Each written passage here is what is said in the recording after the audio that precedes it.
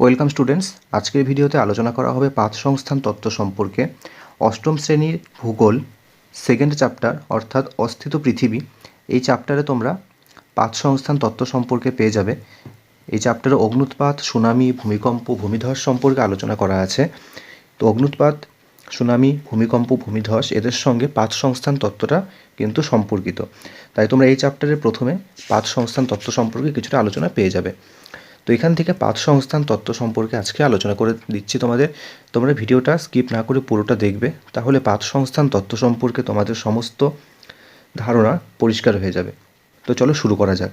পাত সংস্থান তত্ত্ব সম্পর্কে প্রথমেই তোমাদের জানতে হবে যে ভূবিজ্ঞানী যারা, তাদের মতে পৃথিবীর যে ভূত্বক কতগুলি শক্ত ও কঠিন খণ্ডে বিভক্ত আছে, এগুলোকে ভূবিজ্ঞানীরা এক একটা পাত বলেছেন। তো পাতটা কি সেটা তোমরা বুঝতে পারলে যে বিজ্ঞানীরা বলেছেন, ভূবিজ্ঞানীরা পৃথিবীর যে ভূত্বক আছে কতগুলি শক্ত কঠিন খণ্ডে বিভক্ত আছে, এই খণ্ডগুলিকে ভূবিজ্ঞানীরা এক একটা পাত বলেছেন। পাতগুলো পৃষ্ঠতলের ক্ষেত্রফলের তুলনায় বেধ খুবই কম। পাতগুলো গড়ে 70 থেকে 150 কিমি পর্যন্ত পুরু, মানে মোটা। তো পাতগুলি ভূত্বকের নিচে আছে, প্রতিটা পাত 70 থেকে 100 কিমি পর্যন্ত পুরু হতে পারে। ভূপৃষ্ঠ থেকে বহিঃগুরুমণ্ডলের অ্যাস্থনোস্ফিয়ার স্তর পর্যন্ত পাতগুলো বিস্তৃত। তো বহিঃগুরুমণ্ডল সম্পর্কে তোমরা যখন পৃথিবীর অন্দরমহল সম্পর্কে যখন পড়েছো, সেইখানে বহিঃগুরুমণ্ডল তোমরা পেয়ে গেছো। গুরুমণ্ডলের বাইরের অংশটাকে বহিঃগুরুমণ্ডল বলা হয়। এখানে বলা আছে যে ভূপৃষ্ঠ থেকে বহিঃগুরুমণ্ডলের অ্যাস্থনোস্ফিয়ার স্তর পর্যন্ত এই পাতগুলো বিস্তৃত থাকে। তো তোমাদের এখানে শর্ট প্রশ্ন হতে পারে পাতগুলো কোন স্তরে থাকে বা কোন স্তর পর্যন্ত, কোন স্তরে পাতগুলি দেখা যায়। তো ভূপৃষ্ঠ থেকে বহিঃগুরুমণ্ডলের অ্যাস্থনোস্ফিয়ার স্তর পর্যন্ত পাতগুলো বিস্তৃত থাকে। এরপরে বলা হয়েছে পিচ্ছল অ্যাস্থনোস্ফিয়ারের ওপর পাতগুলো খুব ধীর গতিতে সঞ্চরণ করছে। তো যে অ্যাস্থনোস্ফিয়ার যে স্তরটা, সেটা পিচ্ছিল স্তর একটা, সেই স্তরের উপর পাতগুলো খুব ধীর গতিতে সঞ্চরণ মানে নড়াচড়া করছে। ঠিক আছে। অ্যাস্থনোস্ফিয়ারের পরিচালন স্রোতের অন্যতম কারণ। অ্যাস্থনোস্ফিয়ারে একটা স্রোত আমরা জানি আছে, পরিচালন স্রোত। সেই স্রোতের কারণেই পাতগুলি অ্যাস্থনোস্ফিয়ারে ভাসমান অবস্থায় রয়েছে। পাতগুলো তাদের সীমানা বরাবর কখনো একে অপরের দিকে, কখনো বিপরীত দিকে, আবার কখনো পাশাপাশি ঘর্ষণ করে অগ্রসর হয়। যেহেতু প্রতিটা পাত রয়েছে আলাদা আলাদা খণ্ডে বিভক্ত, তো পাতগুলো কখনো কখনো একটা পাত আরেকটা পাতের দিকে ভাসমান অবস্থায় চলে আসে, কখনো একটা আরেকটা থেকে দূরে সরে যায়, কখনো ঘর্ষণ হয় একটার সঙ্গে আরেকটার। তো এইভাবে পাত সীমানা বরাবর ভূমিকম্প, অগ্ন্যুৎপাত, ভঙ্গিল পর্বত, সমুদ্রখাত, দ্বীপমালা প্রভৃতি সৃষ্টি হয়েছে। তো এগুলো বুঝতে পারলে যে পাত সীমানা বরাবরই ভূমিকম্প হয়, অগ্ন্যুৎপাত হয়, ভঙ্গিল পর্বত সৃষ্টি হয়, সমুদ্রখাত, দ্বীপমালা প্রভৃতি সৃষ্টি হয়। পৃথিবীতে মোট 7টি বড় পাত এবং 8টি মাঝারি পাত রয়েছে, আর 20টি ছোট পাত রয়েছে। এটা তোমরা ভালো করে দেখে নিবে বা নোট করে রাখবে। পৃথিবীতে মোট বড় পাত আছে 7টি, মাঝারি পাত আছে 8টি, ছোট পাত রয়েছে 20টি। যে 7টি বড় পাত রয়েছে সেগুলো হচ্ছে ইউরেশীয় পাত, ভারতীয় পাত, উত্তর আমেরিকা পাত, দক্ষিণ আমেরিকা পাত, প্রশান্ত মহাসাগরীয় পাত, আফ্রিকা পাত এবং আন্টার্কটিকা পাত। নামগুলো তোমরা জেনে রাখবে। এই 7টি হচ্ছে বড় পাতগুলির নাম। তো তোমরা এখানে বুঝতে পারলে যে পৃথিবীর ভূপৃষ্ঠে অ্যাস্থনোস্ফিয়ার স্তরের মধ্যে পাতগুলো ভাসমান অবস্থায় রয়েছে। পাতগুলো প্রতিটা পাতই খণ্ডে খণ্ডে বিভক্ত, আর প্রতিটা পাত পুরু হয় 70 থেকে 150 কিমি পর্যন্ত। আর এই পাত সীমানা বরাবরই ভূমিকম্প, অগ্ন্যুৎপাত, ভঙ্গিল পর্বত, সমুদ্রখাত এসব সৃষ্টি হয়ে থাকে। আর বড় পাত আছে পৃথিবীতে মোট 7টি, আর মাঝারি পাত আছে 8টি, ছোটো পাত আছে 20টি। সাথে নামগুলি তোমরা জেনে রাখবে। তো এরপর তোমরা এখানে দেখতে পাবে পাতের চলন বা ভূতাত্ত্বীয় ঘটনা। পাতের চলনটা কী বা ভূতাত্ত্বীয় ঘটনাটা কী? তো তোমরা জেনেছো যে ভূত্বকে পাতগুলো সবসময় ধীর গতিতে সঞ্চরণশীল, মানে একটু আগে বলা হলো যে পাতগুলো অ্যাস্থনোস্ফিয়ার স্তরে খুব ধীর গতিতে ভেসে বেড়াচ্ছে বা নড়াচড়া করছে। সাধারণভাবে দেখা যায় সমুদ্র তলদেশে পাতের সীমানা বরাবর দুটো পাত পরস্পর থেকে দূরে সরে যাচ্ছে। অর্থাৎ সমুদ্রের তলদেশে অনেক সময় যে পাতগুলো থাকে, তোমরা যে বড় পাতগুলোর নাম দেখলে সেখানে দেখেছো যে মহাদেশীয় বা মহাসাগরীয় পাতগুলির নাম রয়েছে। তো সমুদ্রের দেশে যে পাতগুলো থাকে সমুদ্রের তলদেশে পাতের সীমানা বরাবর দুটো পাত, অর্থাৎ যেখানে দুটো পাত সংযোগ রয়েছে সেখানে পরস্পর থেকে দূরে সরে যাচ্ছে। এর ফলে সমুদ্রের তলদেশে যে ফাঁকের সৃষ্টি হয়, সেই ফাঁক দিয়েই ভূ অভ্যন্তরে ম্যাগমা ক্রমাগত বাইরে বেরিয়ে আসে। এই ম্যাগমা শীতল ও কঠিন হয়ে নতুন নতুন ভূত্বক ও সমুদ্রের তলদেশে সামুদ্রিক শৈলশিরা গঠন করে। এবার তোমাদের ব্যাপারটা আমি ক্লিয়ার করে দিচ্ছি। তো মনে করো, তোমরা মনে ধরতে পারো সমুদ্রের তলদেশে দুটি পাত রয়েছে, এটা একটা পাত রয়েছে, এটা একটা পাত রয়েছে সমুদ্রের তলদেশে। ঠিক আছে। এখন কি হচ্ছে, সমুদ্রের তলদেশে দুটি পাতের মধ্যে পাত দুটি একে অপর থেকে দূরে সরে যাচ্ছে, মানে কি এই পাতটা এদিকে ভাসমান অবস্থায় এদিকে যাচ্ছে, আস্তে আস্তে এই পাতটাও ভাসমান অবস্থায় দিক থেকে এদিকে যাচ্ছে। ঠিক আছে, এর ফলে কি হচ্ছে, এখানে যে আস্তে আস্তে একটা ফাঁকের সৃষ্টি হচ্ছে। এই ফাঁক দিয়ে কি আসছে, যে নিচে ভূপৃষ্ঠের ভেতরে যে ম্যাগমা রয়েছে সেই ম্যাগমাগুলো বাইরে বেরিয়ে আসছে। ঠিক আছে, এখান দিয়ে ম্যাগমাগুলো বাইরে বেরিয়ে আসছে ফাঁকা এই ফাটলটা দিয়ে। এর ফলে কি হচ্ছে, সেই ম্যাগমাগুলো জমে বাইরে যখন চলে আসছে, সেখানে জমার ফলে ম্যাগমাগুলো জমে গিয়ে নতুন একটা ভূমিভাগ সৃষ্টি হচ্ছে। তো সমুদ্রের তলদেশে বা সমুদ্রের মাঝখানে একটা শৈলশিরা গঠন করে, অনেকটা পাহাড় টাইপের বা উঁচু কোনো ভূপৃষ্ঠ গঠন করে। এই পরস্পর বিপরীতমুখী পাত সীমানা যেটা, এটাকে বলা হয় অপসারী বা গঠনকারী পাত সীমানা। অর্থাৎ পরস্পর বিপরীতমুখী মানে বুঝতে পারলে তোমরা, এই পাত সীমানাটা পরস্পর বিপরীতমুখী, মানে এ এদিকে যাচ্ছে, ও এদিকে যাচ্ছে, মানে দুজনের বিপরীত দিকে যাচ্ছে। এই যে পাত সীমানাটা, এই পাত সীমানাটাকে বলা হয় অপসারী পাত সীমানা বা গঠনকারী পাত সীমানা। তো এটা প্রশ্ন আসতে পারে, অপসারী পাত সীমানা বা গঠনকারী পাত সীমানা কাকে বলে? এই অঞ্চলে ভূমিকম্প অগ্নুৎপাত স্বাভাবিক ঘটনা। এই অঞ্চলে ভূমিকম্প অগ্নুৎপাত স্বাভাবিকভাবে হয়ে থাকে। আটলান্টিক মহাসাগর, ভারত মহাসাগর, প্রশান্ত মহাসাগরের তলদেশে এই ধরনের ঘটনা বেশি দেখা যায়। ঠিক আছে, এরপরে কি বলেছে, অনেক সময় দুটো পাত পরস্পরের দিকে অগ্রসর হয়ে এবং সংঘর্ষ ঘটে। দুটো পাতের মধ্যে অপেক্ষাকৃত ভারী পাত হালকা পাতের নিচে প্রবেশ করে। এর ফলে নিমজ্জিত পাতটির গলন হয়, সমুদ্র খাত সৃষ্টি হয় এবং ভূত্বকের বিনাশ ঘটে। তো এখানে কি বললো তোমরা ভালো করে বুঝে নেবে ব্যাপারটা। এটা তোমরা দেখলে যে দুটি পাত পরস্পরের বিপরীত দিকে চলে যাচ্ছে। আবার অনেক সময় কি হয়, দুটি পাত পরস্পর দিকে এগিয়ে আসে। সেটা সমুদ্রের তলদেশে হতে পারে, আবার কোনো মহাদেশের তলদেশেও হতে পারে। পরস্পর দিকে এগিয়ে আসছে, এর ফলে কি হয়, যখন দুটো মুখোমুখি চলে আসে তখন এদের মধ্যে সংঘর্ষ হয়, এই পাত দুটির মধ্যে সংঘর্ষ হয়। এর ফলে কি হয়, ভারী পাত যেটা থাকে অপেক্ষাকৃত দুটার মধ্যে, এই দুটি পাতের মধ্যে অপেক্ষাকৃত যেটা ভারী পাত সেটা হালকা পাতের নিচে প্রবেশ করে। যেহেতু এটা ভারী, হালকা পাতের নিচ দিয়ে প্রবেশ করতে থাকে আস্তে আস্তে। এর ফলে কি হয়, নিমজ্জিত যে পাতটি সেটি গলে যায়। এর ফলে যে নিচের পাতটি যেটা ঢুকে যায়, এটা ভূপৃষ্ঠের নিচে যে ম্যাগমা রয়েছে সেই ম্যাগমার তাপে এই যে নিচে যে পাতটি ঢুকে যাচ্ছে সেটা আস্তে আস্তে গলে যায়।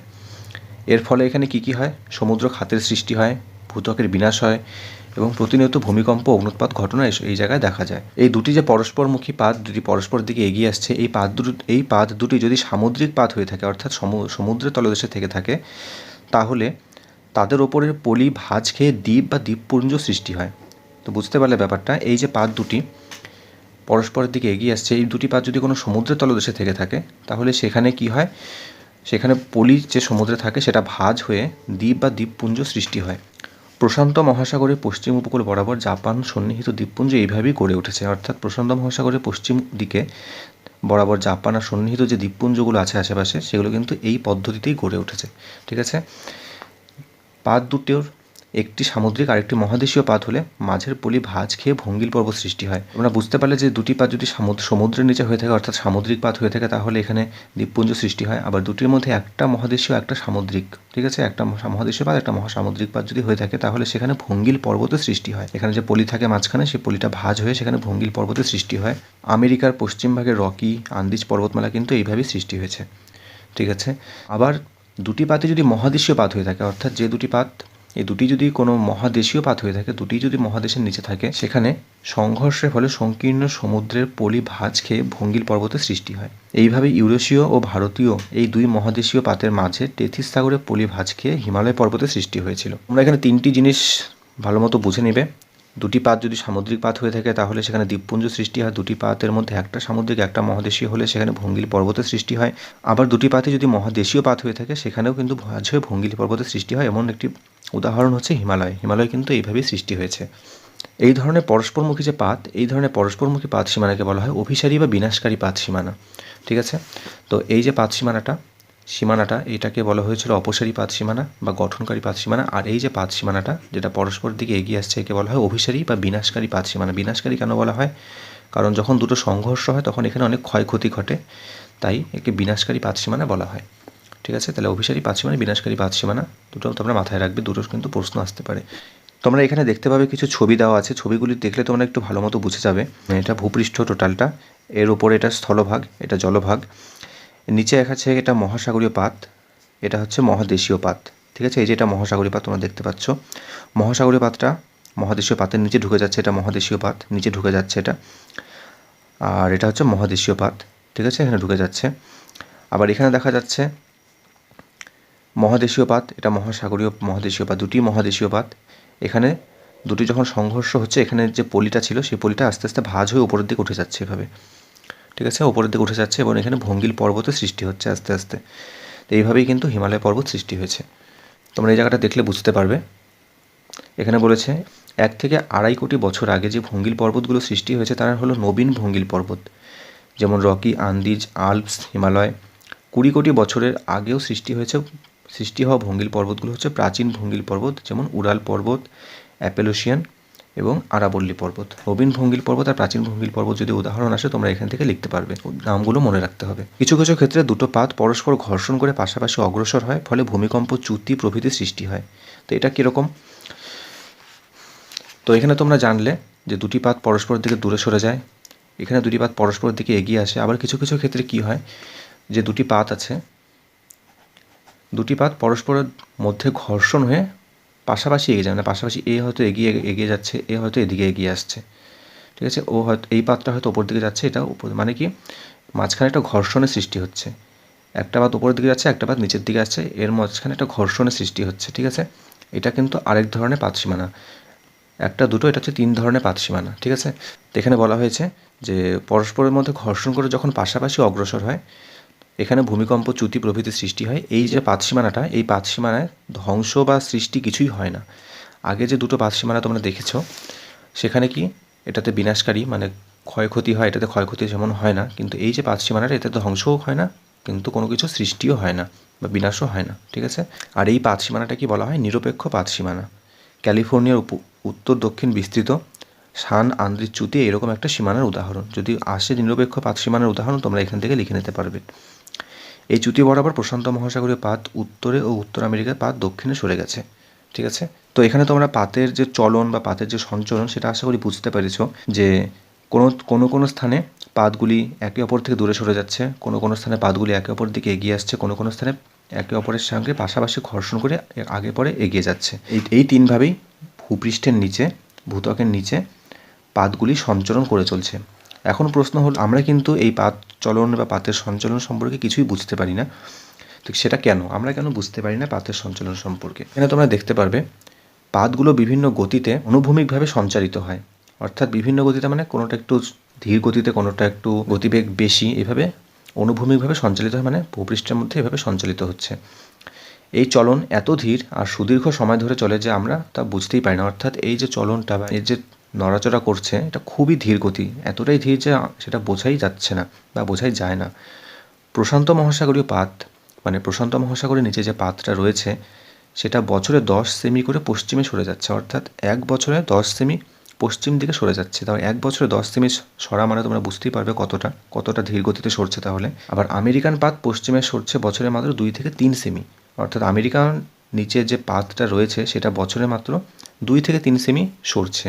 তাহলে কতটা ধীর গতিতে সরছে সেটা। তবে পাতের চলনের ফলে সৃষ্ট ভূমিকম্প, অগ্ন্যুৎপাত, ধস প্রভৃতি আমাদের নজরে আসে।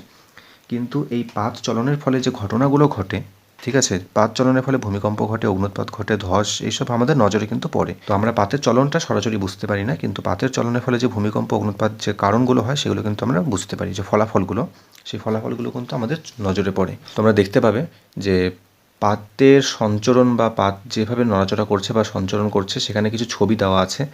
যেমন এই পাতটা অপসারী পাত সীমানা, এটা এখানে কি হচ্ছে, দুটি পাত পরস্পরের থেকে বিপরীত দিকে সরে যাচ্ছে। এই যে এখানে পাতের সীমানা পরস্পরের দিকে সরে যাচ্ছে বিপরীত দিকে, ঠিক আছে, এটা হচ্ছে অভিসারী পাত সীমানা। এই পাত সীমানায় কী হচ্ছে, দুটি পাত পরস্পরের দিকে এগিয়ে আসছে এবং যেটা ভারী পাত সেটা নিচে ঢুকে যাচ্ছে, অন্য পাতের নিচে চলে যাচ্ছে, যেটা হালকা সেটা ওপরে থেকে যাচ্ছে।